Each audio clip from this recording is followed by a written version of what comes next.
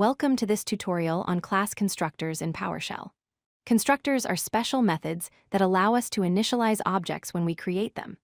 They ensure that our objects start with the correct values and are ready to use immediately.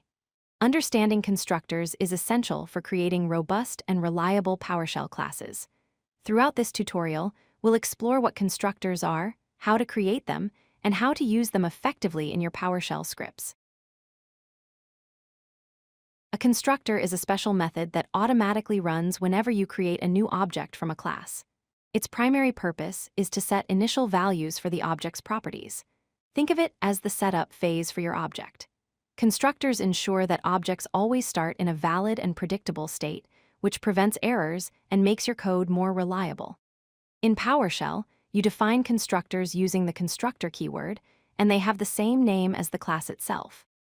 Constructors are fundamental to object-oriented programming because they provide a controlled way to initialize your objects. Let's look at a basic class structure with a default constructor. Here we have a person class with two properties: name, which is a string, and age, which is an integer. The constructor is defined using the class name person followed by parentheses. Inside the constructor, we use the special variable $this to refer to the current object being created. We set the name property to the string unknown and the age property to 0. This is called a default constructor because it doesn't take any parameters. When you create a new person object without providing any values, this constructor will automatically initialize the properties with these default values. Now let's create a parameterized constructor, which accepts input values when creating an object. This version of the person constructor takes two parameters, name as a string and age as an integer. Inside the constructor, we assign these parameter values to the object's properties using $this.name equals $name and $this.age equals $age. This approach gives us flexibility because we can now create person objects with specific values right from the start. Parameterized constructors are extremely useful when you know what values you want to set during object creation, making your code more efficient and expressive. To create an object using the parameterized constructor, we use the new method.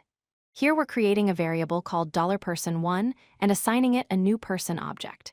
We use square brackets with the class name person, followed by 2 colons and the keyword new with parentheses.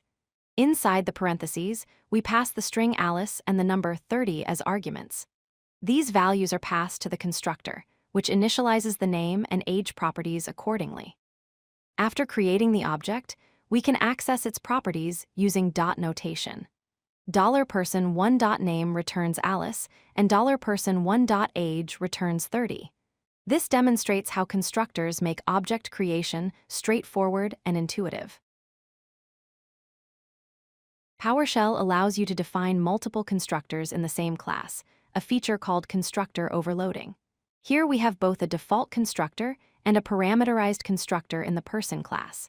The first constructor takes no parameters and sets default values, name to unknown and age to 0.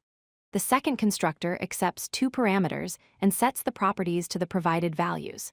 Having multiple constructors gives users of your class flexibility in how they create objects.